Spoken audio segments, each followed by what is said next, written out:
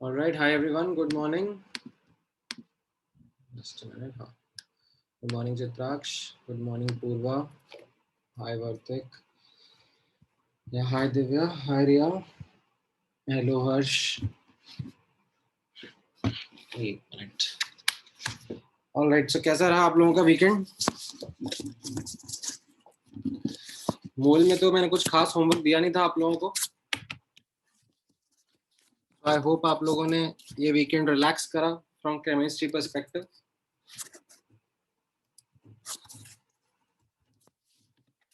देखो, वो थोड़ा बहुत तो चलता रहेगा. कभी कभी ऐसा होगा कि मैथ्स में ज़्यादा मिलेगा, केमिस्ट्री रिलैक्स्ड रहेगा. कभी केमिस्ट्री में ज़्यादा मिल जाएगा तो मैथ्स फिजिक्स में या किसी एक में रिलैक्स्ड रहेगा. कभी कभी किस्मत खराब रहेगी तो तीनों में भी बहुत मिलेगा. राइट. सो ये सब चीज़ें अब चलती रहेंगी धीरे धीरे आप लोगों के साथ में.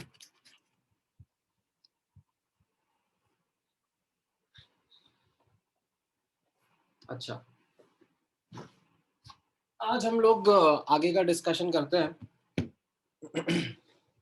मोल कंसेप्ट नहीं. सो इन मोल कंसेप्ट हम लोगों ने लास्ट क्लास में केस ऑफ लिमिटिंग रिएजेंट पढ़ लिया था.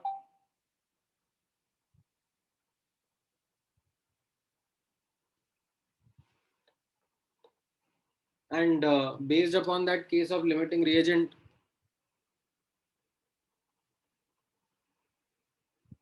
काफी सारे क्वेश्चंस भी हम लोगों ने देखे थे, सॉल्व करे थे. And one important learning that you would have learned from there is that जरूरी नहीं है कि क्वेश्चन में लिख के आए कि ये केस ऑफ लिमिटिंग रिएजेंट है. आपको खुद को मेहनत करके आइडेंटिफाई करना पड़ता है. So there is this important step involve जहां पर आप चेक करते हो whether it is a case of limiting reagent और नॉट. एंड ऑल्सो आप लोगों ने एक चीज नोटिस करी होगी दैट किसी क्वेश्चन में अगर मान लो दो रिएक्टेंट्स हैं और एक के बारे में डेटा दिया है, दूसरे के बारे में डेटा ही नहीं दिया है, तो फिर हम क्या अज्यूम करते हैं दूसरे के बारे में? Spectator species. नहीं, स्पेक्टेटर नहीं, मतलब वो रिएक्शन में पार्टिसिपेट कर रहा है बट वो सफिशिएंट अमाउंट में है या फिर एक्सेस अमाउंट में ही है. उस स्पीशीज जिसका डेटा नहीं दिया हुआ है फिर उसको हम लिमिटिंग रिएजेंट नहीं मान सकते ना. अदरवाइज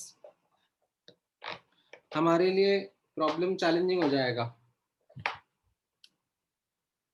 क्योंकि हमें सारी कैलकुलेशन लिमिटिंग रीजन के हिसाब से करनी होती है और लिमिटिंग रीजन का डेटा ही अगर नहीं दिया तो फिर हम कैसे अज्यूम करेंगे.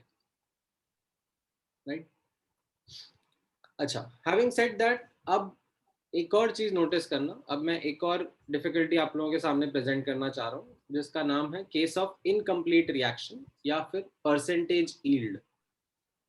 नाउ इसका क्या मतलब हुआ वो भी आप नोटिस करोगे. अभी तक जितने भी क्वेश्चंस मैंने आप लोगों को प्रैक्टिस करवाए हैं in the class, in the homework जो आप लोगों ने देखे हैं, सब में कैसा था? रिएक्शन कंप्लीट हो रहा था. Like you had a set of reactants. ठीक है, तो उसमें जो लिमिटिंग रिएजेंट था वो कैसा था? वो कंप्लीटली कंज्यूम हो रहा था. हाउएवर अब मैं ऐसे रिएक्शन भी आपके साथ डिस्कस करूंगा जिनमें हो सकता है that reaction is not complete. किसी रीजन की वजह से रिएक्शन 100% पूरा नहीं हुआ, कुछ कम अमाउंट में रिएक्शन हुआ है. राइट. तो ये परसेंटेज यील्ड मतलब वही रहेगा, परसेंटेज कंप्लीशन कितना हुआ है. 10% हुआ है, 50% हुआ है, 65% हुआ है. That is what we are going to now discuss and analyse. Right. So in order to help you kick start that, ये एक एग्जाम्पल है आपके सामने. ये रीड करो example and let me know what are your thoughts about this based upon what we have learned till now.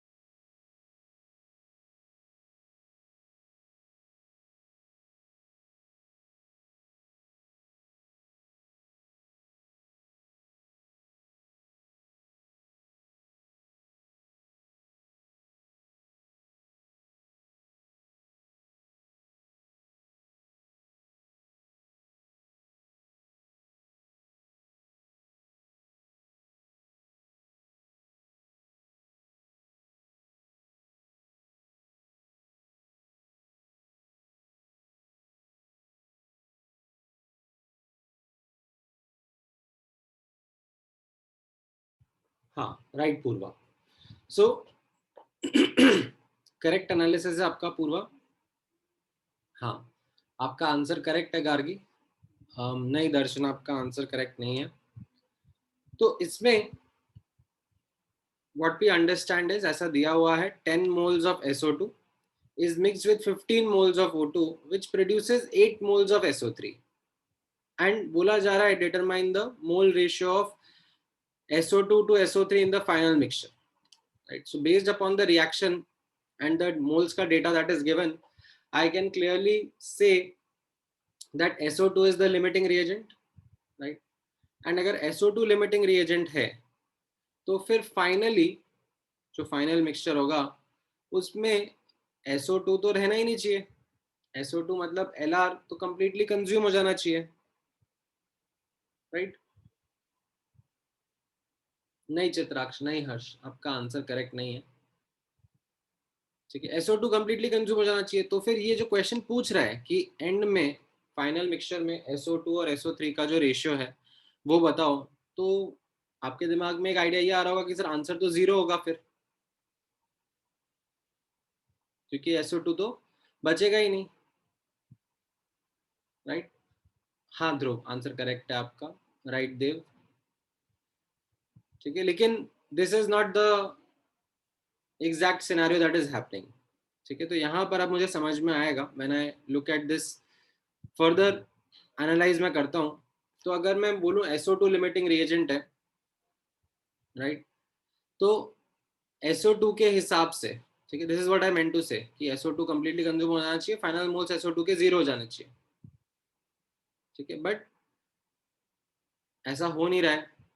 ठीक है, also if I try to think on the basis of LR, ठीक है, limiting reason का concept है, तो SO2 के हिसाब से SO3 बनना चाहिए.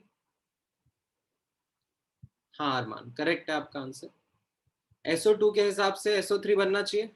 तो अगर 10 मोल्स SO2 के हैं तो उससे 10 मोल्स ही SO3 के बनने चाहिए, है कि नहीं? 10 मोल्स SO2 से 10 मोल्स SO3 बनने चाहिए. 1-1 कोफिशिएंट है ना दोनों का. बट क्वेश्चन तो यही कह रहा है कि सिर्फ 8 मोल ही SO3 बना है, ऐसा क्वेश्चन का डेटा बता रहा है हमें. तो ये समझ में आया?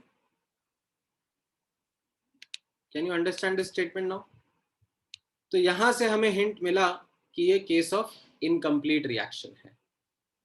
ठीक है, क्वेश्चन में लिख के नहीं आया, क्वेश्चन के डेटा से ही हमें डिसाइफर करना पड़ा कि ये केस ऑफ इनकम्प्लीट रिएक्शन रहा.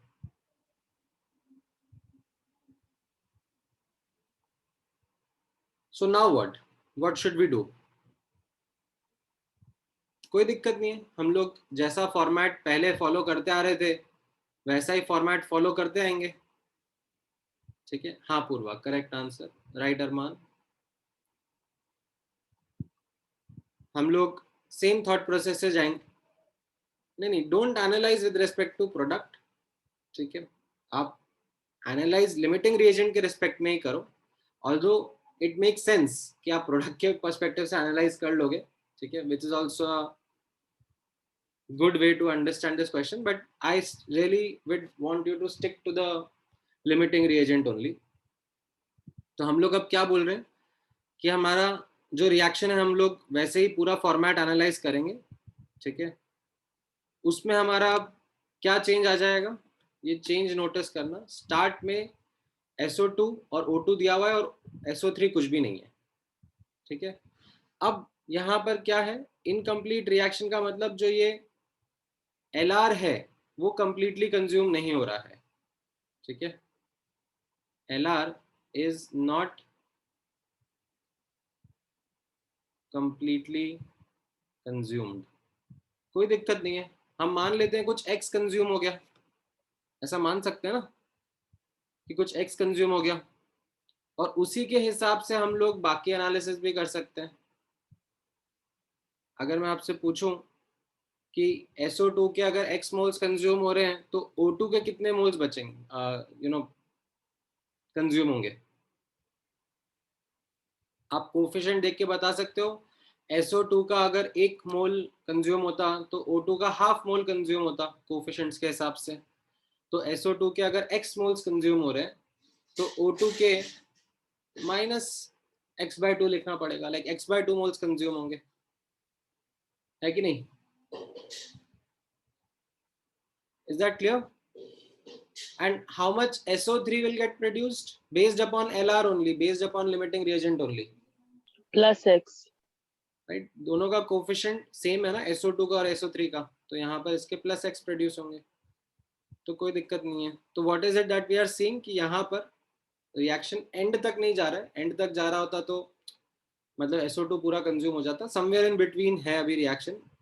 सो अगर मैं यहाँ पे एनालाइज करूँ तो कितना SO2 बचेगा, it will be 10 minus x, कितना O2 बचेगा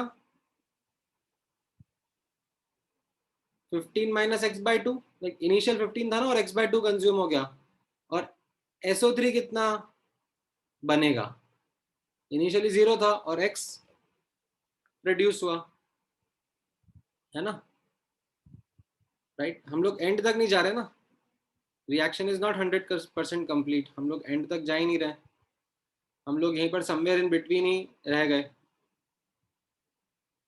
समझ में आया ये?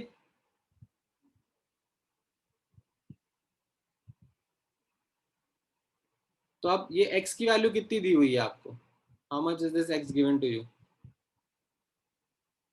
आपको बोला है ना क्वेश्चन में, आप रीड करोगे तो बोला जा रहा है कि ये SO3 का जो मोल्स है दैट इज 8, तो हमें उससे पता पड़ जाएगा कि x का वैल्यू 8 है। अब x का वैल्यू 8 पता पड़ गया तो हमें बाकियों के बारे में भी पता पड़ जाएगा कि बाकियों का अमाउंट कितना कितना है, राइट?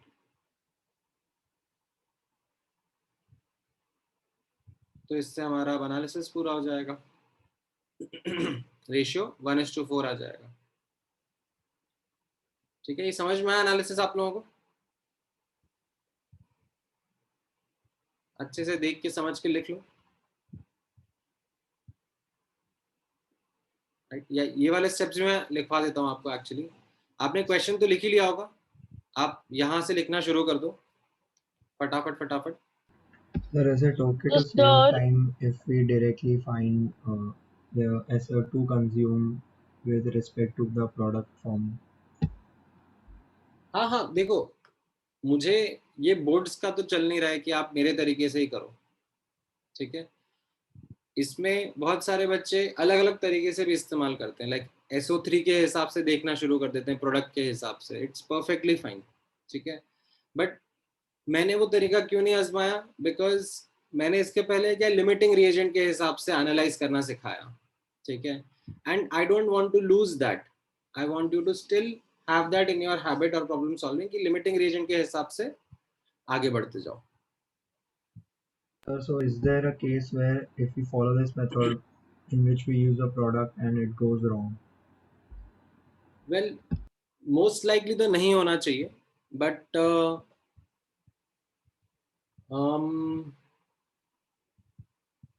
कुछ ऐसा बनाया जा सकता है, सोचना पड़ेगा, क्रिएट करना पड़ेगा, बट ऐसा बनाया जरूर जा सकता है जिससे मैं आपको कंफ्यूज कर दूं। So it's advisable to solve through limiting reagent method only.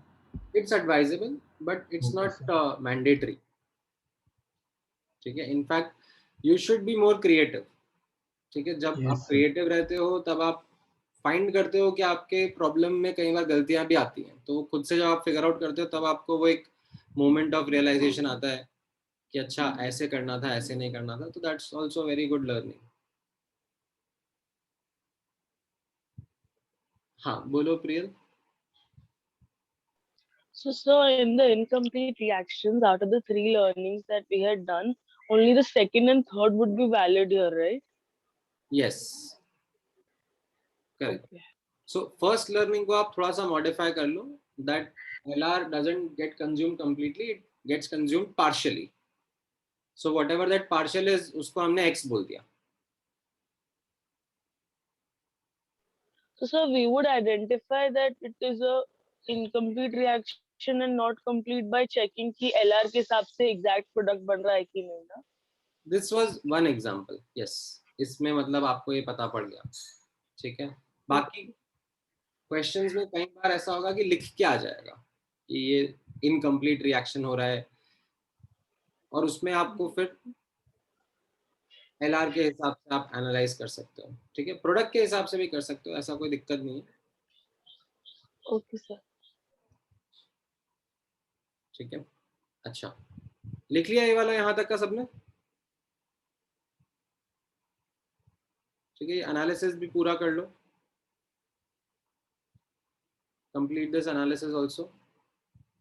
अच्छा, अगर मैं आपसे पूछूं कि ये रिएक्शन 100% तो नहीं हुआ है, बट मैं पूछूं कितना परसेंटेज हुआ है, तो आपका क्या आंसर रहेगा?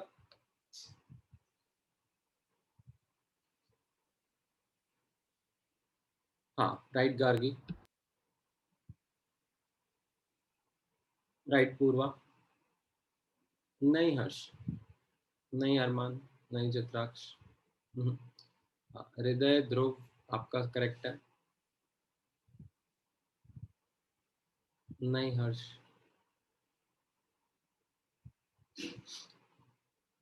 नहीं दर्शन, नहीं Divya, right Priyal.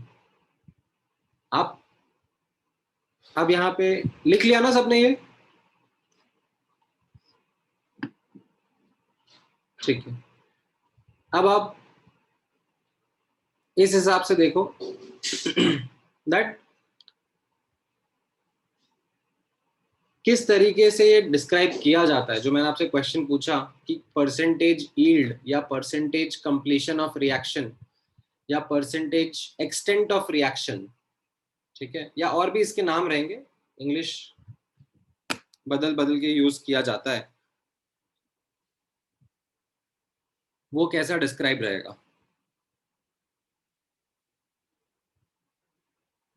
So percentage yield और percentage completion of reaction, this is written as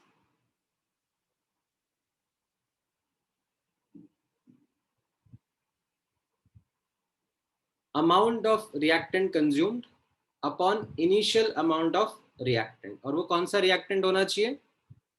limiting reagent, ठीक है। तो यहाँ पर जो हमारा SO2 था उसका कितना इनिशियल मोल्स दिया हुआ था? डिनोमिनेटर में लिखेंगे हम लोग, इनिशियल मोल्स 10 था उसका, और कितना कंज्यूम हुआ? हमने ऊपर देखा x मोल्स कंज्यूम हुआ था और x का वैल्यू हमने फिगर आउट करा 8 था, तो हमारा रिएक्शन कितना हो गया? 80% कंप्लीट, ठीक है। अभी समझ में आया बाकी लोगों को जो जो लोग गलत आंसर दे रहे थे, किस तरीके से डिफाइन करना होता है?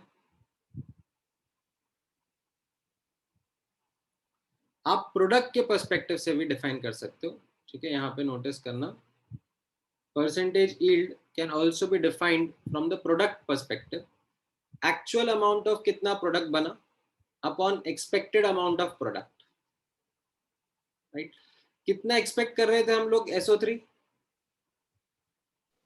10 moles। हम लोग 10 मोल्स एक्सपेक्ट कर रहे थे, तो डिनोमिनेटर में 10 मोल्स, और बना कितना?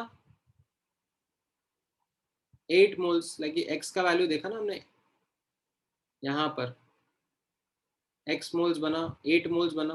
तो अगेन आप प्रोडक्ट के हिसाब से भी कमेंट कर सकते हो that yes the yield of the reaction was 80%, ठीक है।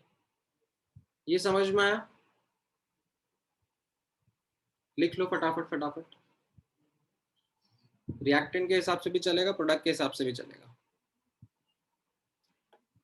ठीक है। अमाउंट लिखा है मैंने यहाँ पर, तो it can be moles as well as mass, ठीक है। बट मेक श्योर कि न्यूमरेटर में और डिनोमिनेटर में सेम ही चीज यूज कर रहे हो, ठीक है। अगर न्यूमरेटर में अमाउंट जो है वो मोल्स बोला है, तो डिनोमिनेटर में भी मोल्स ही यूज करना, या फिर मास यूज करा है तो फिर दोनों में मास ही यूज करना, या वॉल्यूम यूज करोगे तो वॉल्यूम भी चलेगा, ठीक है।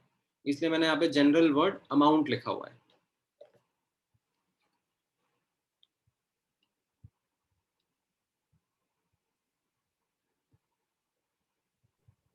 सर आप फर्स्ट वाला फॉर्मूला एक बार वापस से बता सकते हो क्या, मतलब एक्सप्लेन? हाँ हाँ, सो आप यहाँ पे नोटिस करो, मुझे क्या निकालना है कि रिएक्शन कितना कंप्लीट हो रहा है है ना। परसेंटेज यील्ड का मतलब क्या हो गया, परसेंटेज कंप्लीशन निकालना है, राइट। अब इसके पहले जो क्वेश्चंस हम लोग करते थे उसमें हम लोग क्या बोलते थे, जितना आपने एलआर लिया है, ठीक है, मान लो आपने 100 मोल्स एलआर लिया है, आप पूरा का पूरा उसको कंज्यूम करा दो, है ना, ऐसा ही बोलते थे ना। Yes sir. तो उसका मतलब क्या होता था कि रिएक्शन वाज 100% कंप्लीट, ठीक है। बट अब यहाँ पर मैं कह रहा हूँ कि अगर ऐसा सिचुएशन है कि जितना लिमिटिंग रिएक्टेंट दिया हुआ है, ठीक है, जितना भी अमाउंट लिमिटिंग रिएक्टेंट दिया हुआ है, मान लो उसका 1 मोल दिया हुआ है, ठीक है, अब वो पूरा का पूरा नहीं कंज्यूम हो रहा है, ठीक है, मान लो उसमें से 0.1 मोल्स कंज्यूम हुआ बस, तो मतलब कितना परसेंटेज रिएक्शन हुआ,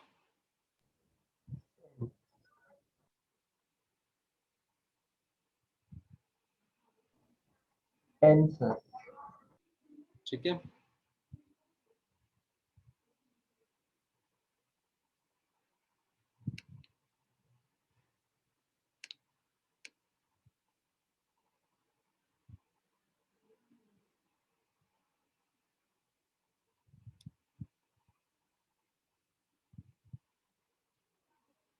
ऑलराइट, अब एक क्वेश्चन ट्राई करो,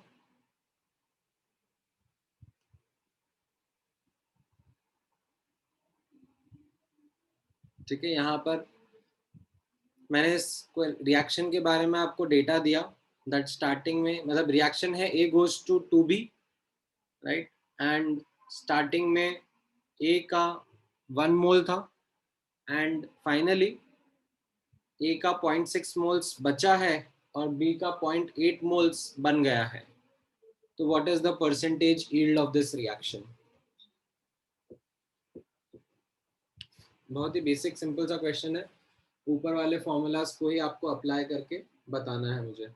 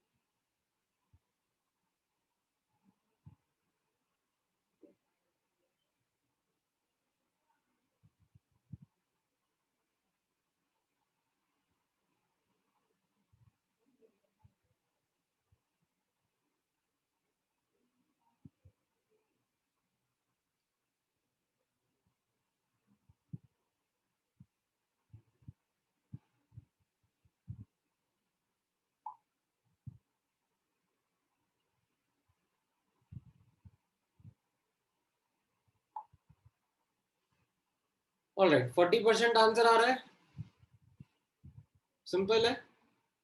आपको डेफिनेशन फॉलो करना है, रिएक्टेंट के हिसाब से लिखना है, तो कितना रिएक्ट हो गया अपॉन इनिशियल कितना था, right.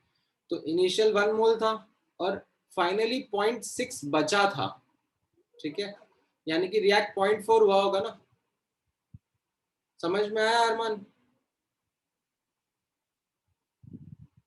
That's why the yield is 40%. Or you could have gone via the product also, ठीक है, that B का कितना अमाउंट एक्चुअली फॉर्म हुआ 0.8 मोल्स, और कितना बनना चाहिए था, एक्सपेक्टेड अमाउंट कितना था, 1 मोल से कितना मोल्स बनता है B का, 2 मोल्स बनेगा, लाइक कोफिशिएंट 1 और 2 है ना, तो 1 मोल से 2 मोल B बनना चाहिए था, तो उससे भी आप निकालोगे तो आंसर आपका 40% आएगा।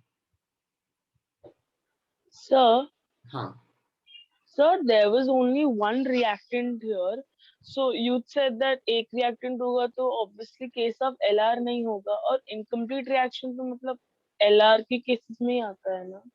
नहीं, तो अगर okay, let me correct your statement. एक रिएक्टेंट अगर होगा तो उसमें वो रिएक्टेंट ही एलआर होगा, मतलब देयर इज नो चॉइस। हाँ, according to that reactant only the product will be formed because there's only one.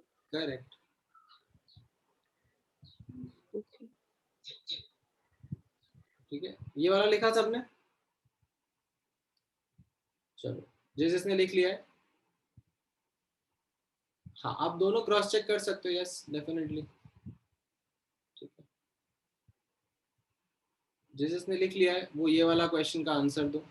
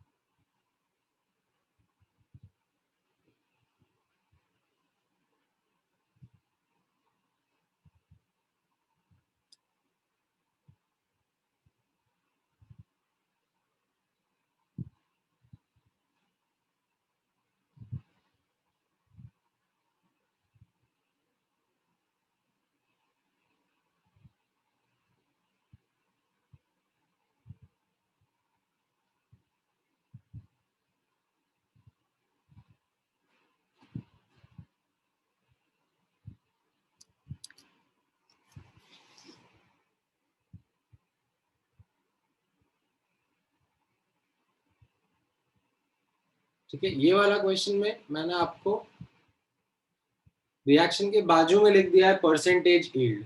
इसका मतलब क्या होगा? ये रिएक्शन जो है वो 50% कंप्लीशन की तरफ हो रहा है। अगला रिएक्शन जो है वो सिर्फ 40% ही हो रहा है, उसका अगला रिएक्शन जो है वो सिर्फ 30% ही हो रहा है।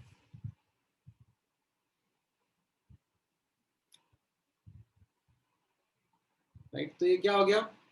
It's a question which you can say is a mix of many concepts, and वो कॉन्सेप्ट्स आपको स्ट्राइक होने चाहिए।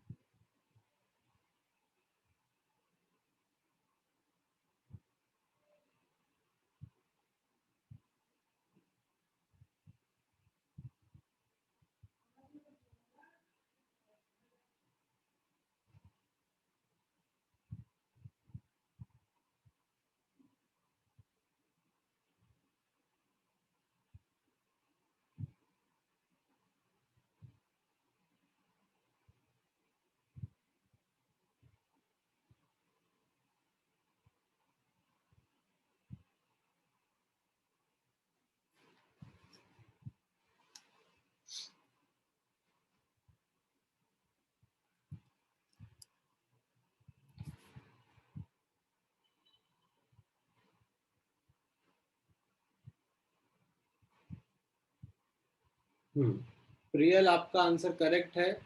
ध्रुव, आपने कहीं पर थोड़ा सा गड़बड़ कर दिया डेसिमल प्लेस का। अश्लेषा, नहीं, आपका आंसर करेक्ट नहीं है। एंड द रीजन आपका आंसर करेक्ट नहीं है Ashlesha is because you forget कि इसमें लिमिटिंग रिएजेंट का भी कॉन्सेप्ट है। हर बार लिख के थोड़ी ना आएगा, आपको खुद को आइडेंटिफाई करना पड़ेगा। गार्गी, आपने भी कहीं पे कुछ छोटी सी मिस्टेक करी है।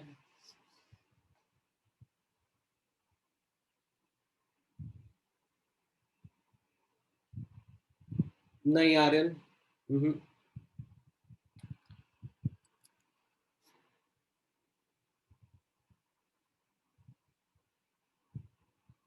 नहीं पूर्वा, देखो इस वाले क्वेश्चन में बहुत सारे एवेन्यूज हैं जहां पे आपने केयरलेस मिस्टेक करी होगी, तो आप डबल चेक करो अपनी कैलकुलेशन को, ठीक है। इनफैक्ट मैं तो बोलूँगा अगर कैलकुलेशन डबल चेक हो रही है अच्छी बात है, नहीं तो फिर अगर आप स्टार्ट से एंड गए हो तो एक बार एंड से स्टार्ट भी जाके देखो। बट ऑल्दो इसमें एंड टू स्टार्ट जाना ज़्यादा दिक्कत का काम होगा। नहीं नहीं, एंड से स्टार्ट मत जाओ, स्टार्ट से एंड ही जाओ। एंड से स्टार्ट में आपका बहुत दिमाग खप जाएगा।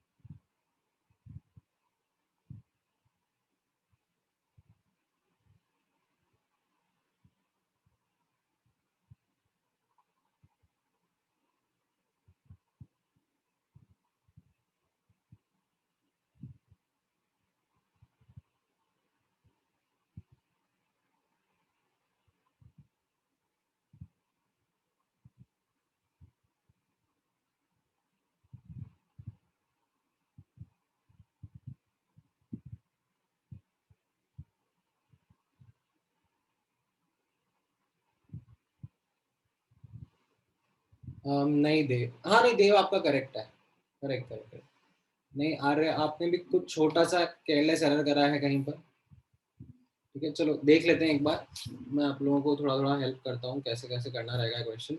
सो सीरीज रिएक्शन है, सीरीज रिएक्शन में हम लोग कैसे जाते हैं, step by step reaction by reaction जाएंगे, राइट। एंड उसमें एक नई चीज क्या है आपके सामने, that yield of the reaction is given to us 50%, ठीक है। तो अगर मैं पहला रिएक्शन एनालाइज करूंगा, a plus 2b is giving 3c plus 4d, right. इसमें कैसा है, स्टार्टिंग में a और b के दोनों के 1 1 मोल दिए हुए हैं, है ना। हाँ गर्ग आपका आंसर करेक्ट है, स्टार्टिंग में दोनों के 1 1 मोल दिए हुए हैं, तो हमें समझ में आ गया कि b लिमिटिंग रिएजेंट है, ठीक है। अब इससे कितना d बनेगा, आपको कोफिशिएंट से दिख रहा है यहाँ पर, b का कोफिशिएंट 2 है, d का कोफिशिएंट 4 है, यानी कि अगर b का 1 मोल होगा तो d के 2 मोल बनेंगे, right. But then you remember this fact that 50% ही है ना यील्ड ऑफ रिएक्शन, तो जो d है वो जितना बनना था उसका 50% ही बनेगा, ठीक है। तो d के कितने मोल्स बनेंगे, ओनली 1 मोल, ठीक है।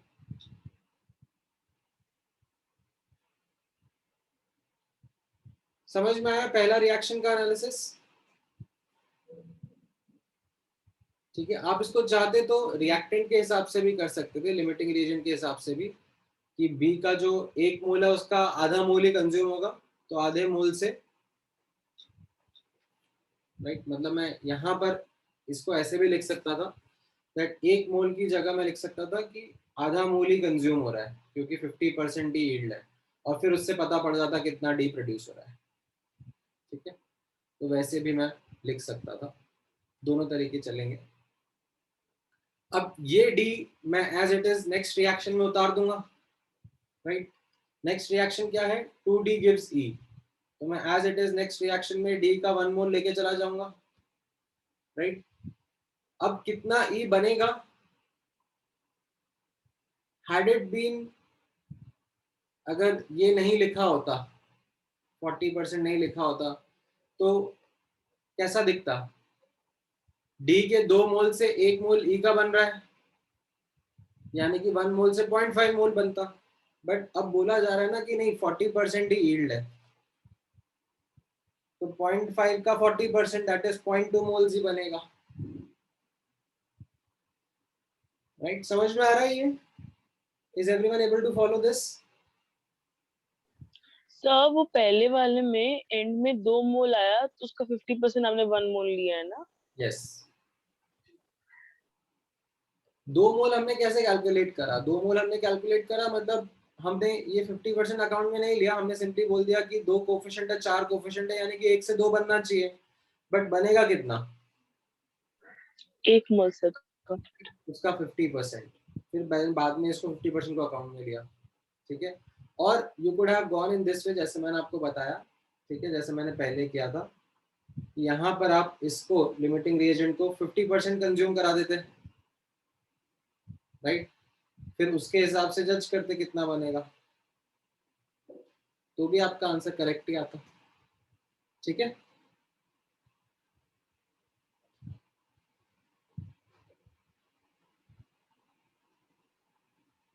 अब इस ई को हम लोग अगले रिएक्शन में कैरी फॉरवर्ड कर लेते हैं, राइट। ई का 0.2 मोल है और एफ का क्वेश्चन में बोला जा रहा है स्टार्टिंग में 1 मोल लिया था, राइट।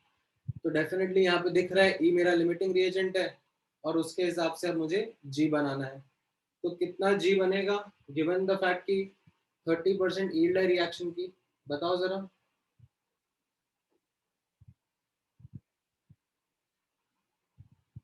राइट, ई का कोफिशिएंट 2 है, जी का कोफिशिएंट 1 है, राइट। तो 0.2 मोल्स ऑफ ई से 0.1 मोल ऑफ जी बनना चाहिए था, है ना, as per the unitary method. But बनेगा इसका 30% ओनली, यानी कि 0.03 मोल्स। समझ में आया?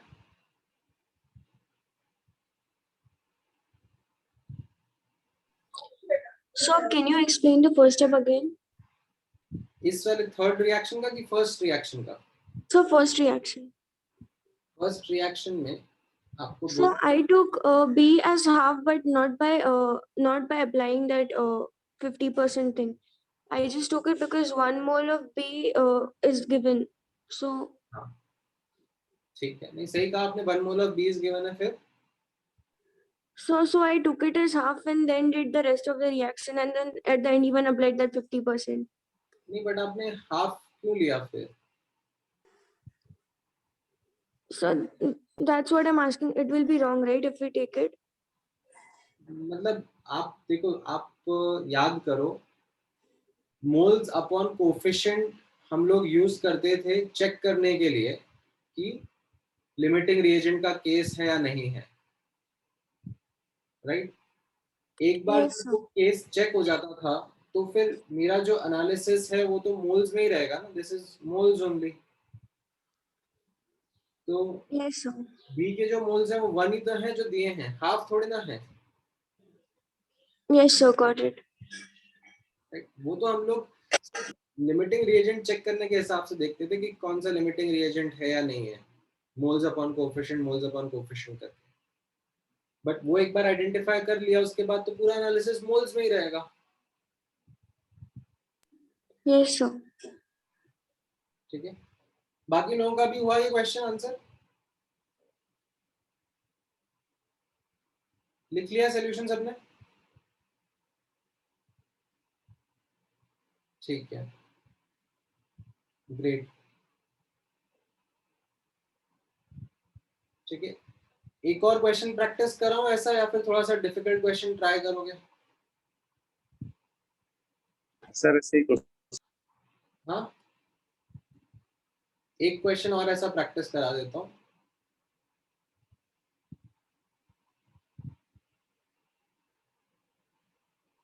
ठीक है, ताकि एक बार आपको थोड़ा सा आइडिया लगे कि ये परसेंटेज यील्ड का फंडा क्या है एग्जैक्टली। ठीक है, just give me 1 minute.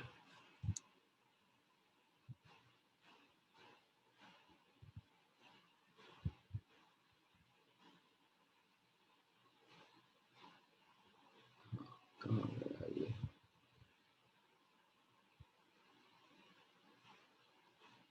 Just a minute.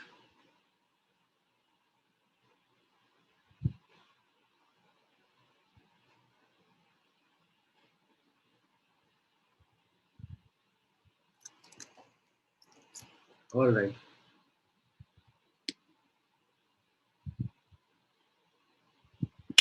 ये आपके लिए अब थोड़ा आसान रहेगा, ठीक है। This is relatively easier than the previous question.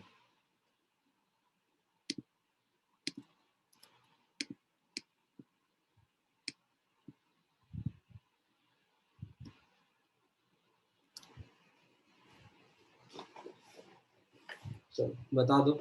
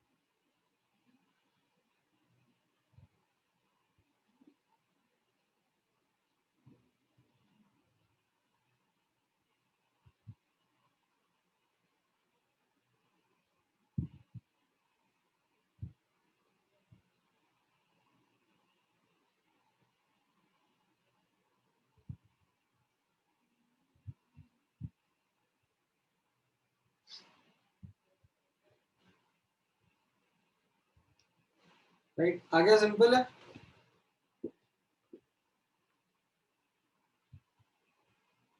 हाँ, right Priyal, right Gargi, right हर्ष।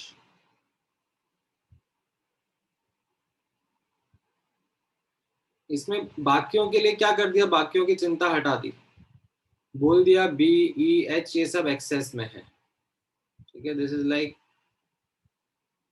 नो डिफिकल्टी, मतलब इजी बना दिया आपके लिए। तो अपन अब क्या करेंगे, रिएक्शन बाय रिएक्शन जाएंगे, है ना।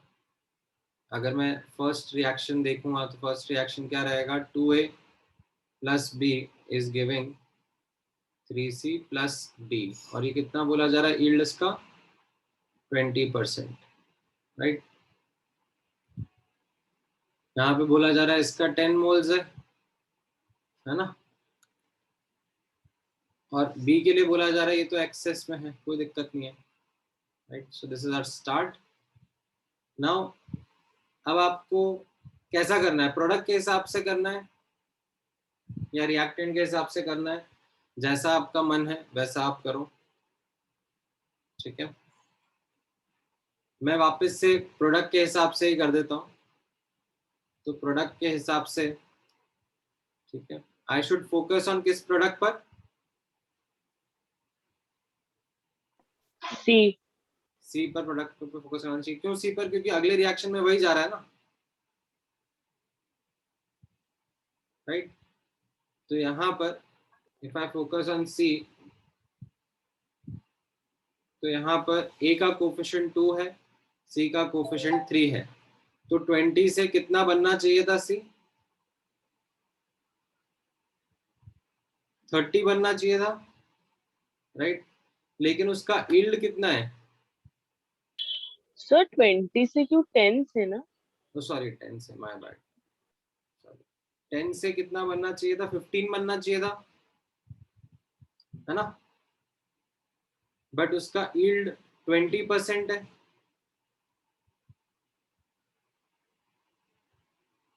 तो कितना बन जाएगा, 3। तो यहाँ से आपको समझ में आ जाएगा that this would be equal to 3 moles, ठीक है। 15 So का, sir, here by giving that B and H are excess, they basically reduce the step of finding the LR, no? Yeah, they reduce the step of finding the LR. ठीक है, अब ये जो C है ये मैं अगली रिएक्शन में as it is carry forward कर लेता हूँ. ठीक है, तो मैं रिएक्शन 2 पे चला गया. रिएक्शन 2 क्या था? 2C plus E is giving what? 4F. और इसका बोला जा रहा है 40% यील्ड है.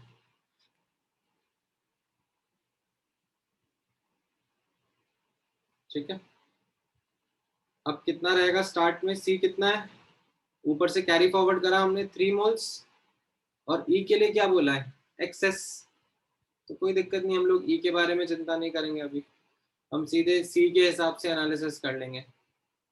तो कितना रहेगा? C के हिसाब से कितना F बनना चाहिए? If you look at there coefficients, C का कोफिशिएंट 2 है और E का कोफिशिएंट 4 है, तो 3 मोल से कितना बनना चाहिए? 6 बनना चाहिए ये. बट कितना यील्ड दिया हुआ है रिएक्शन में इसका? 40%. तो ये कितना बनेगा एक्चुअली यहाँ पर? 2.4.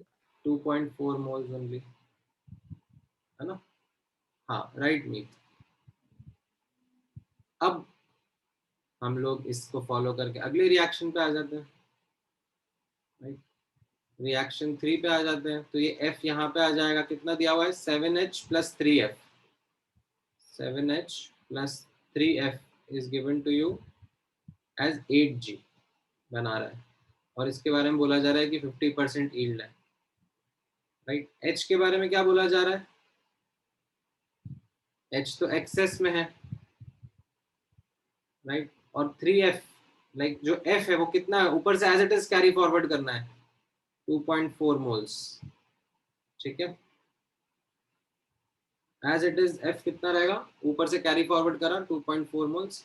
तो अब यहाँ पर G कितना रहेगा वो मुझे निकालना है. राइट, तो if I do the analysis like I do generally, F का कोफिशिएंट और G का कोफिशिएंट कितना कितना है? इसका 3 है और इसका 8 है. राइट, तो अगर इसके 2.4 मोल्स हैं तो G कितना बनेगा as per the unitary method? 6.4 moles बन रहे, है ना?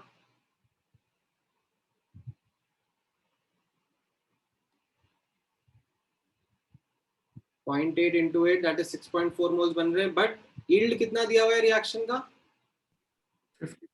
50%. तो यहाँ पर एक्चुअल में कितना G बनेगा? The answer will be 3.2 moles. That is what your correct answer is. ठीक है, अभी समझ में आ गया ये कॉन्सेप्ट कैसे करना है? ठीक है, पेशेंस रखना है, जितना हो सकता है पेन चलाना है, हवा में नहीं करना है. आप जितना हवा में करने की कोशिश करोगे आप उतना केयरलेस मिस्टेक करोगे. ठीक है, आराम से करो, पेन चलाओ. अभी आप स्टार्टिंग में प्रैक्टिस कर रहे हो. ठीक है, don't be in a rush, observe each and everything carefully. ठीक है, ऑलराइट. चलो, अब थोड़ा सा एक चैलेंजिंग क्वेश्चन है, थोड़ा सा एक डिफिकल्ट क्वेश्चन है. ये वाला क्वेश्चन देखो, लेट्स सी कितने बच्चे कर पाते हैं. हाँ हाँ बिल्कुल, इनकम्प्लीट रिएक्शन बाय नॉट, मतलब मान लो कोई एक रिएक्शन है जो कि इसीलिए हो पा रहा है इजीली क्योंकि मैंने कोई कैटलिस्ट यूज करा. ठीक है, और फिर वो रिएक्शन के बीच में ही मान लो कैटलिस्ट मैंने हटा दिया, वो कैटलिस्ट बेड रिमूव कर दिया, तो रिएक्शन कंप्लीट नहीं हो पाएगा. ठीक है, और भी एग्जाम्पल होते हैं जहां पर रिएक्शन इक्विलिब्रियम अचीव कर लेता है. जो ये रिवर्सिबल रिएक्शंस होते हैं ना, जिनको हम ऐसे डबल एरो से रिप्रेजेंट करते हैं, उनमें भी रिएक्शन पूरा 100% फॉरवर्ड नहीं जाता ना. It just goes through some percent and then attains equilibrium. बहुत सारे ऐसे रिएक्शंस होते हैं. तो yes, this is a very realistic concept only, it's not hypothetical.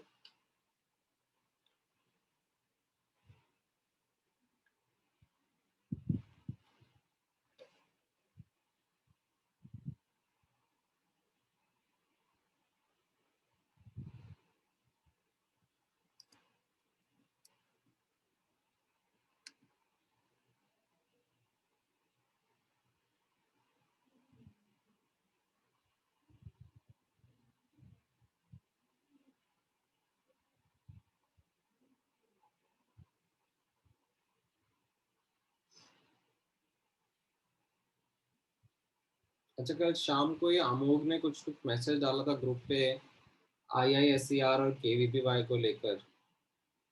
I think IISER का एडमिशन जेई एडवांस के थ्रू भी होता है। एक बार उनकी वेबसाइट पे जाके चेक करो ना, एडमिशन्स का जो पेज है, हर कॉलेज के वेबसाइट पे एडमिशन्स का एक पेज होता है, उस पे वो बताते हैं कि क्या क्या एडमिशन क्राइटेरिया है। Sir, I asked the center head and she told me that we will talk today. But she also said that KVPI is not the only way I can get admission to ISO. मुझे भी जहाँ तक याद है that it is through JEE Advance as well. They participate in the counseling through JEE Advance as well.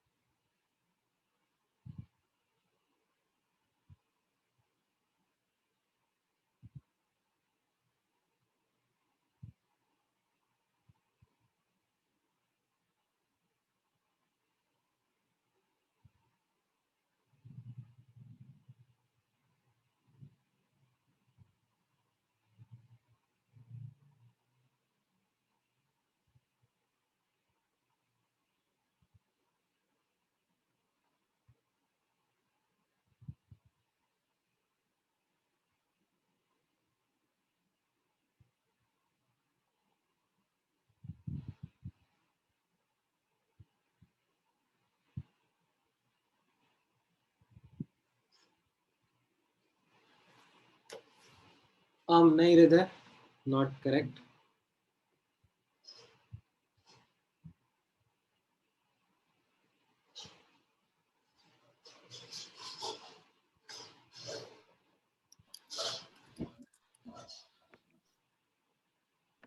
शांति रखो।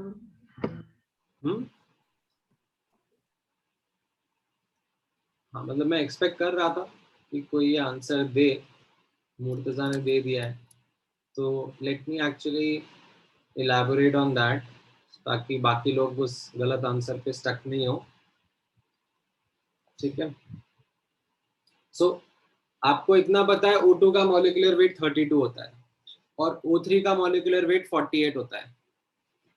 ठीक है, और मिक्सचर का मॉलिक्यूलर वेट 40 दिया हुआ है, तो वहां से आपने ये कंक्लूड करा that moles of O2 should be equal two moles of O3।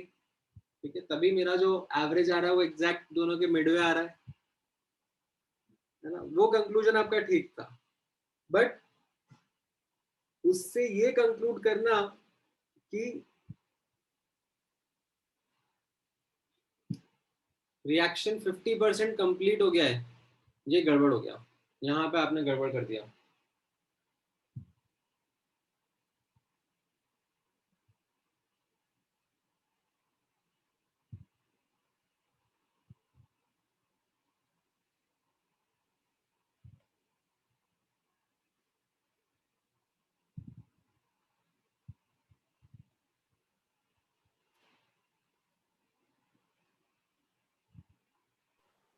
But sir, I didn't get it. Why was it wrong? Because अगर दोनों का 50% है तभी बीच में एवरेज आएगा ना.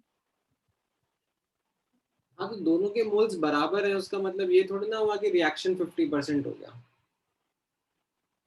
आप देखो ना, इसका कोफिशिएंट 3 है और इसका कोफिशिएंट 2 है. I think that should now help you a little bit मोर.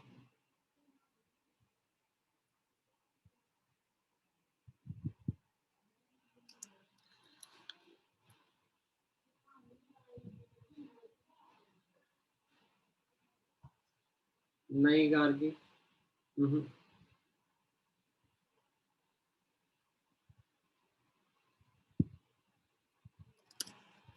थोड़ा है, ट्रिकी क्वेश्चन है ये. It's not that easy question. ठीक है. एंड इसमें what I would request you is to follow the format. ये जो फॉर्मेट अपन ने पढ़ा है, start, reacted, produced and end, वो वाला फॉर्मेट आप यूज करो. वेरिएबल लेना है तो variable low. I don't mind using the variable. हाँ राइट पूर्वा, करेक्ट आंसर.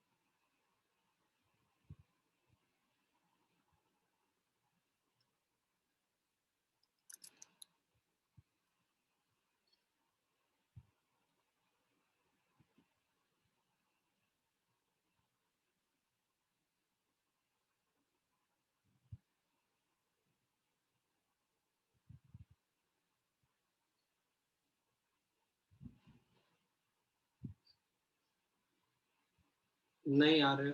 थोड़ा सा गड़बड़ हो गया. देखो ना, आप, मैंने बताया ना, आप अपना सिंपल फॉर्मेट फॉलो करो. ठीक है. ये रिएक्शन है अपना 3O2 इज गिविंग 2O3. ठीक है. 3O2 is giving 2O3. Correct. अब जो मेरा फॉर्मेट है स्टार्ट, रिएक्टेड, प्रोड्यूस्ड का, do I have any information about moles?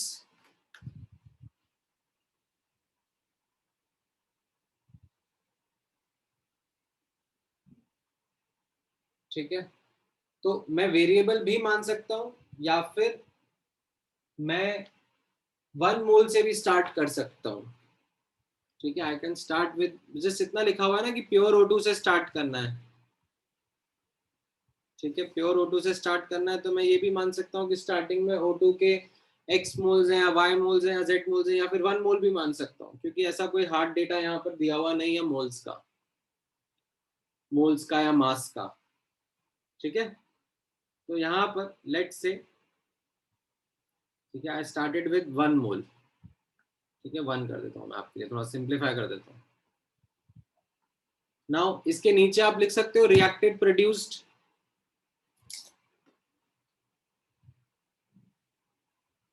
ठीक है. ट्राई करो इसमें रिएक्टेड, प्रोड्यूस लिखने का. हाँ, आपसे पूछा जा रहा है ना कितना परसेंटेज कंप्लीट हो रहा है, यही आपसे पूछा जा रहा है, तो आप मान लो कि कुछ एक्स मोल्स कंज्यूम हो रहे हैं. राइट. तो आप क्या लिखोगे यहाँ पे अब रिएक्टेड, प्रोड्यूस्ड में? O2 के अगर एक्स मोल्स कंज्यूम हो रहे हैं तो O3 के कितने प्रोड्यूस हो जाएंगे? 2x/3 है कि नहीं? कोफिशिएंट से जज किया ना वो. तो O2 के का कोफिशिएंट 3 है, O3 का कोफिशिएंट 2 है. तो अगर O2 का x मोल्स कंज्यूम हो रहा है तो O3 का 2x/3 मोल्स प्रोड्यूस हो जाएगा. राइट. फिर एंड में क्या रहेगा, एंड में रहेगा O2 will be 1 minus x,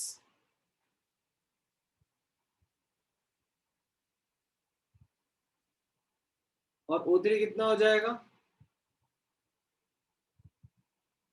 2/3x। और इसके लिए बोला जा रहा है आपको, इस मिक्सचर के लिए बोला जा रहा है दैट मॉलिक्यूलर वेट इज 40। ठीक है, अब आप क्या x को सॉल्व कर सकते हो using this information? Is there something you know which you can use to solve this x का वैल्यू? ट्राई करो जरा, बताओ मुझे।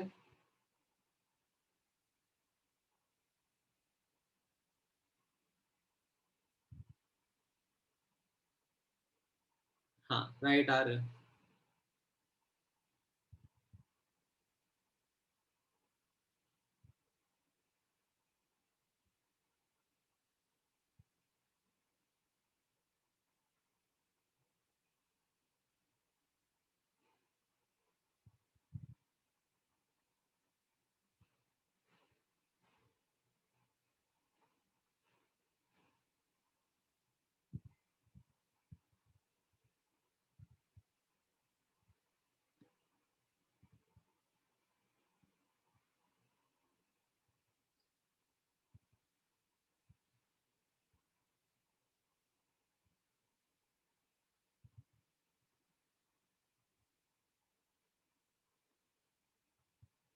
तो इससे आप सॉल्व करोगे तो आपका, ठीक है, यहाँ पर आप देख रहे हो प्रियल, अब आप यहाँ पे इनको इक्वेट भी कर सकते हो, like you can equate these two.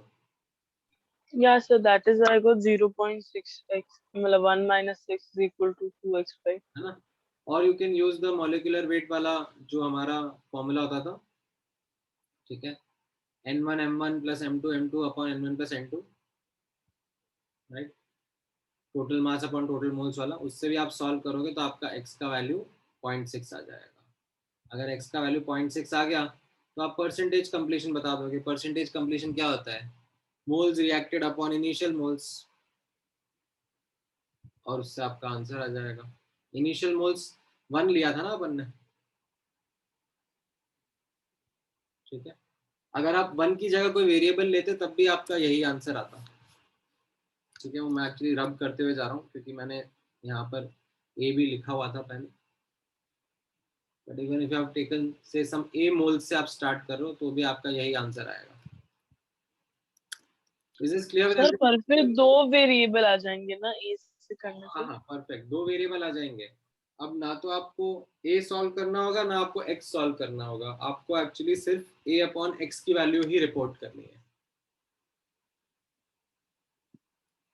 मतलब आप यहाँ पर अगर स्टार्टिंग में ये a मोल्स ले लोगे, राइट, है ना, तो जब आप इसको सॉल्व करोगे तो आपका ये x अपॉन a का वैल्यू 0.6 आ जाएगा। ना x आएगा ना a आएगा, बट कोई दिक्कत नहीं है क्योंकि पूछा ही x अपॉन a है। ठीक है, करके देखना, you will get the answer. ठीक है, इतना क्लियर है ये अभी?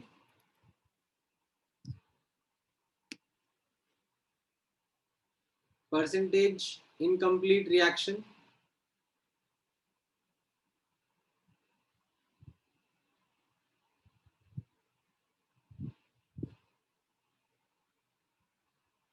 ठीक है, तो एक और कॉन्सेप्ट हम लोग समझ लेते हैं which is called as POAC, Principle of Atomic Conservation.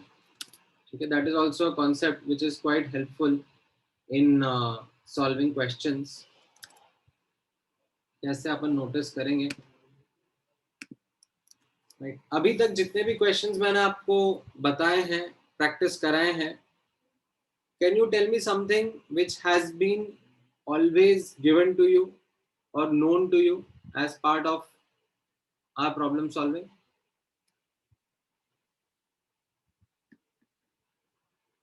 अभी तक जितने भी क्वेश्चंस हम लोगों ने देखे हैं सब में आपको बैलेंस्ड रिएक्शन के बारे में आइडिया होता था?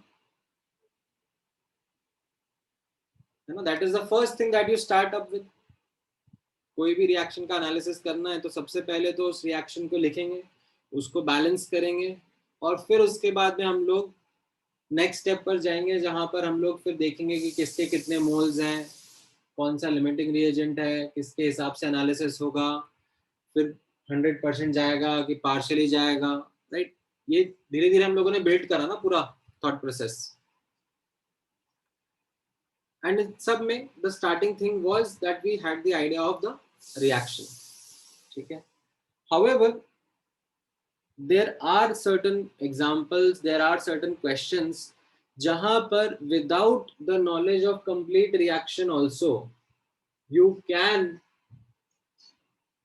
do analysis, you can establish a relationship between reactants and products, ठीक है, without the knowledge of complete reaction. So that is what we are going to cover in this topic called as POAC, Principle of Atomic Conservation.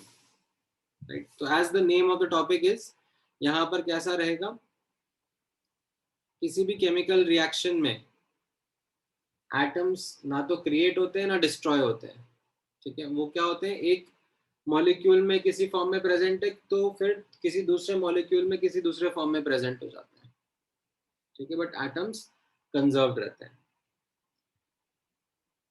ठीक है। तो ये चीज हमें reactants और products के बीच में रिलेशनशिप एस्टैब्लिश करने में हेल्प करेगा। कैसे करेगा वो मैं बताता हूँ आपको, पहले इतना लिख लो, just quickly write this much up, फटाफट फटाफट।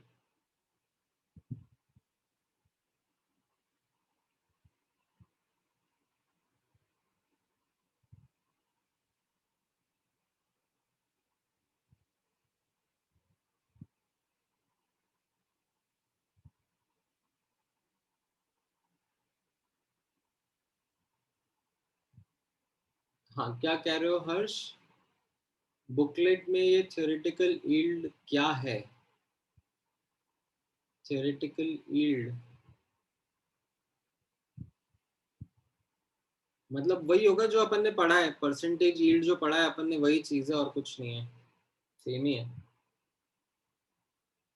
हाँ, वो दिव्या हम लोगों ने इसीलिए मोल्स इक्वेट करे थे ना वहां पे, क्योंकि मॉलिक्यूलर वेट 40 आ रहा था, O2 का मॉलिक्यूलर वेट 32 है और ओजोन का 48 है, और एवरेज जो है वो 40, यानी कि एग्जैक्टली उनके बीच में है, तो मतलब दोनों के मोल्स बराबर होंगे 50% 50%, इसलिए मैंने इक्वेट करा था। या तो आप वैसे सोच सकते हो, या फिर you could have simply use the formula जो molecular weight, average molecular weight का हमने ऊपर यूज किया था। Average molecular weight is equal to n1m1 plus n2m2 upon n1 plus n2, total mass upon total moles, and वहां से फिर आप एक्स सॉल्व कर सकते हो। समझ में आया दिव्या? Yes sir. अच्छा, ये लिखा सबने?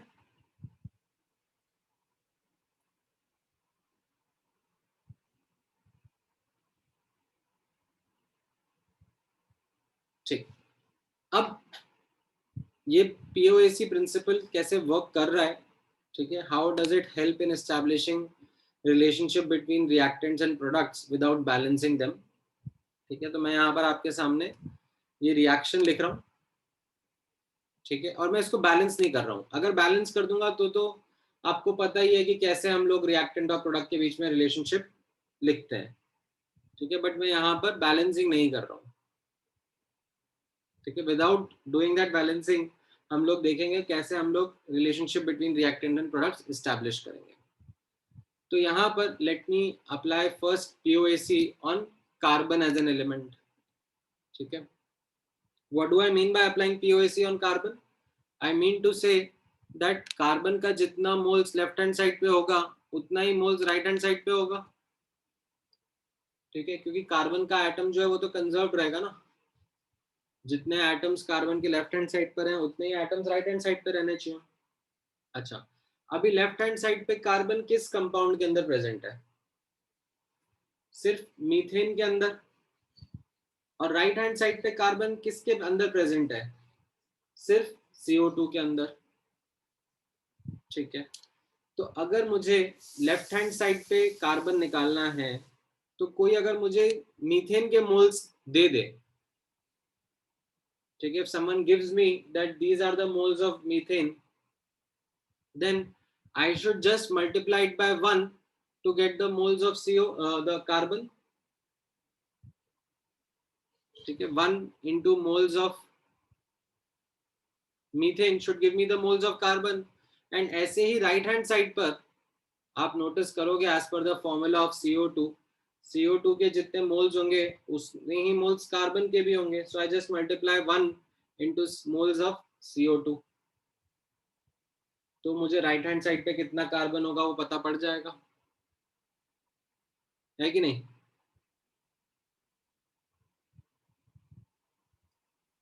तो यहां पर I established a relationship between reactants and products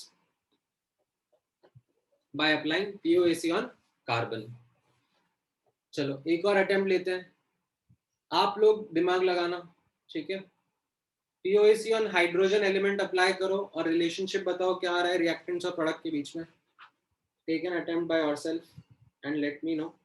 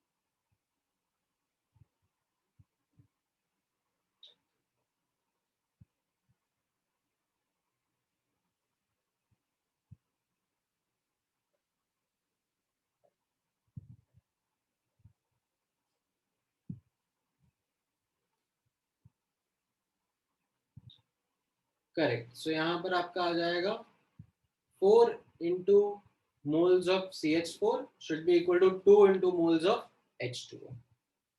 ठीक है. 4 क्यों लिखा मीथेन के बाजू में? बिकॉज एक मीथेन के मॉलिक्यूल में 4 हाइड्रोजन है ना, एंड एक H2O में 2 हाइड्रोजन है. राइट, समझ में आया ये?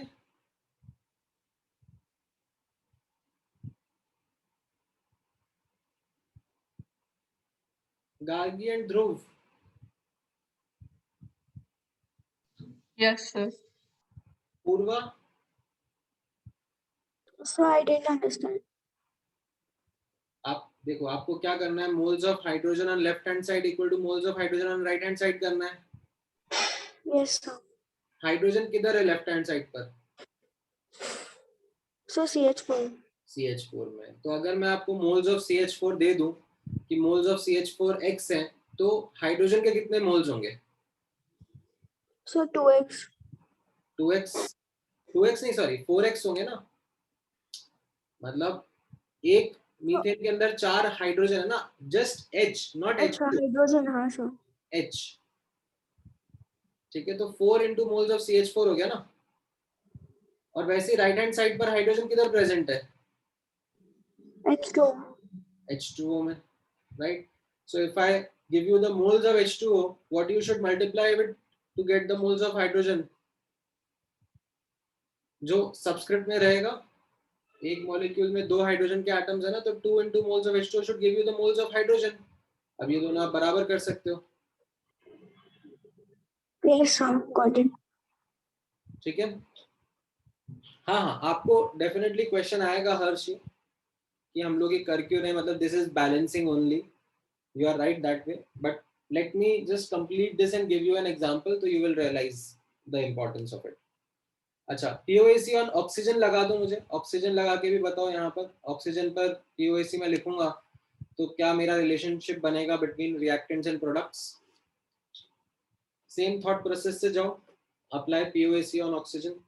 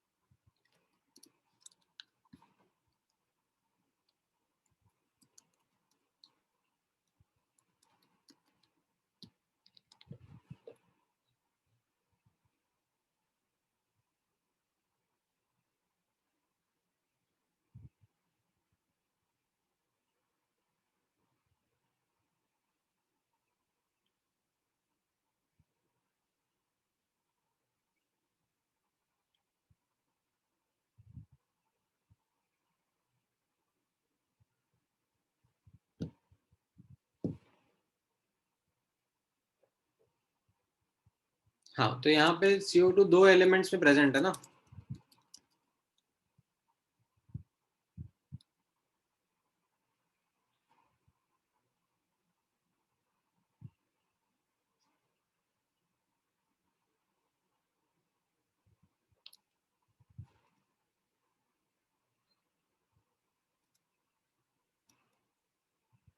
जो ऑक्सीजन है वो दो एलिमेंट्स में प्रेजेंट है.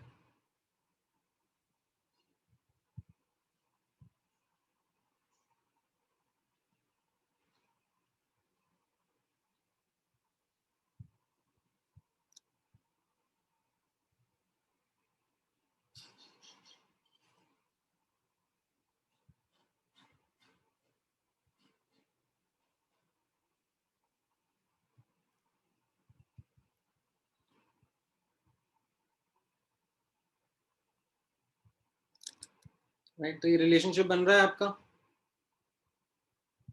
2 into moles of O2 is equal to 2 into moles of CO2 plus 1 into moles of H2. Right, तो ये भी आपका एक रिलेशनशिप आ गया between reactants and products. So in the previous question, so when I said 1 mole of CH4 will give us half mole of H2O, so it was correct, right? So the second answer was wrong, which I gave.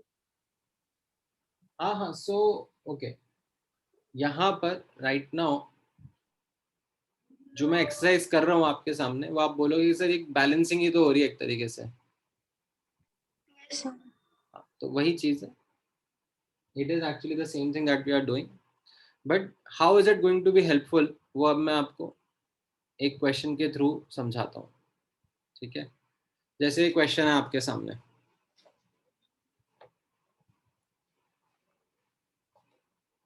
ठीक है, 24.6 grams of K2CO3 was treated by a series of reagents so as to convert all of its carbon into this.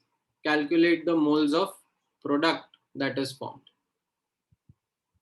ठीक है, तो यहाँ पर मतलब balancing छोड़ो, मुझे तो रिएक्टेंट्स ही नहीं पता है क्या है, बस इतना कह दिया है कि ये K2CO3 कुछ है, इसको मतलब बहुत सारे कंपाउंड्स के साथ रिएक्ट करा करा कर ये फाइनल कंपाउंड बना रहे हैं, such that all of its carbon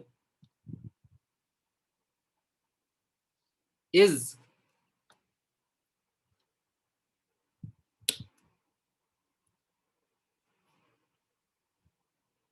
converted to this thing.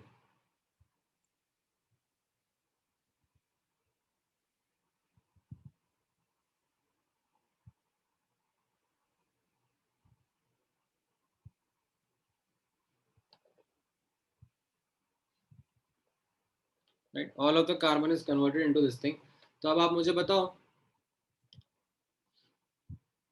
can you establish a relationship between the reactant and product? ठीक है, यहाँ पर वैसे आपको दो एलिमेंट कॉमन दिख रहे हैं, एक पोटेशियम दिख रहा है और एक कार्बन दिख रहा है, बट क्वेश्चन कह रहा है कि कार्बन है वही कंजर्व हो रहा है, so you should apply POAC on carbon, right? So कैसे मैं अप्लाई करूंगा POAC ऑन कार्बन?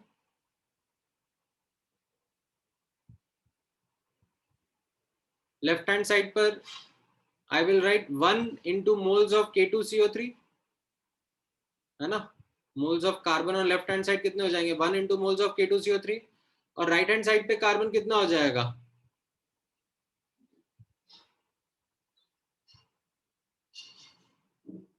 इधर एक मॉलिक्यूल में कितने कार्बन है? 12. Carbon atoms. I will write 12 into, correct, 12 into moles of this compound K2ZN3FeCN6 whole twice.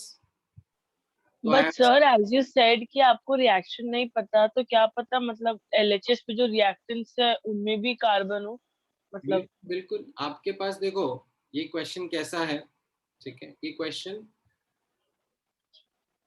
आपको ये हिंट दे रहा है दैट जितना भी कार्बन यहाँ पर था K2CO3 का, वो सारा का सारा इधर चला गया है, ठीक है, एंड बाकी कोई पीस ऑफ इंफॉर्मेशन नहीं है। तो इसमें हम लोग क्या अज्यूम कर रहे हैं कि बाकी कुछ भी हो, ठीक है, बाकी कहीं से भी कुछ भी हो, आई डोंट केयर, जितना कार्बन यहाँ पर था वो कार्बन पूरा उठ के यहाँ पर आ ही रहा है। तो यहाँ पर जितना मोल्स ऑफ कार्बन है should be equal to the moles of carbon over here, ठीक है। बीच में कुछ और स्पीशीज आए होंगे, रिएक्ट करे होंगे, कुछ और साइड प्रोडक्ट भी बने होंगे एटसेट्रा, आई डोंट केयर, बस ये जितना कार्बन है वो पूरा का पूरा इधर जा रहा है, ठीक है। पोटेशियम के बारे में ऐसा नहीं लिखा है क्वेश्चन में, तो हो सकता है कि पोटेशियम जो हो वो किसी और स्पीशीज में ऐड सब्ट्रैक्ट हो रहा हो, किसी और साइड प्रोडक्ट में जा रहा हो, किसी और रिएक्टेंट से आ गया हो, राइट? ऐसा पोटेशियम के बारे में नहीं लिखा हुआ ना, तो हम लोग पोटेशियम भी कॉमन है बट उस पर POAC नहीं अप्लाई कर रहे हैं। क्वेश्चन हमें हिंट दे रहा है कि आप कार्बन पर अप्लाई करो, so we are applying it on carbon, ठीक है। So we got a relationship between moles of reactant and moles of product without balancing, ठीक है, एंड इससे मुझे अब मास पता पड़ जाएगा या मोल्स पता पड़ जाएंगे, जो भी निकालना है मुझे। समझ में आया ये POAC मेथड कैसे काम आ रहा है? ठीक है, थोड़ा और प्रैक्टिस कराऊंगा मैं नेक्स्ट क्लास में जब अपन डिस्कस करेंगे क्वेश्चंस एंड ऑल, बट अभी के लिए आप लोगों को समझ में आ गया ये? Yes.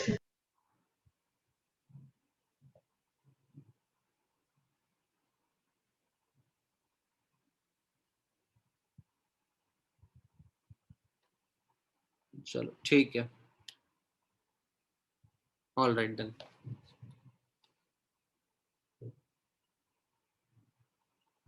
हाँ, क्या कह रहे हो हर्ष? CCP नहीं हुआ मतलब?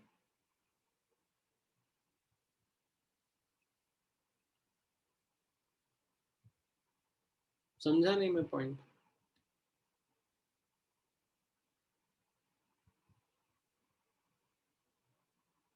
अच्छा, क्रिस्टल क्लियर परफेक्टो, ये किसी का लिंगो यूज कर रहे हो तुम? हाँ, नहीं थे मेरे पास अभी, मतलब in fact to make it clear I had 3-4 more examples to help you understand this, but because of the paucity of time यहीं पर रोकते, नेक्स्ट क्लास में फिर यहीं से कंटिन्यू करके इसको प्रैक्टिस कराऊंगा मैं, ठीक है? आंसर इसमें आपका आ जाएगा ना, मतलब इसको सॉल्व कर लो, solve this and get the answer, ठीक है? इससे मोल्स आ जाएंगे और फिर मोल्स को आप मॉलिक्यूलर वेट से मल्टीप्लाई करके मास निकाल लेना, ठीक है?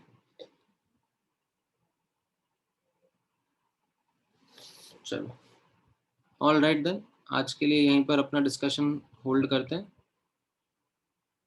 ठीक है?